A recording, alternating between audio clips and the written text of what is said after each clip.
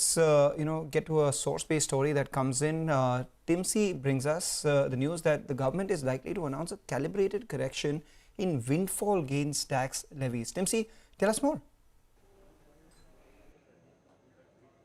Well, as we know, the fortnightly review for the windfall gain tax is now due.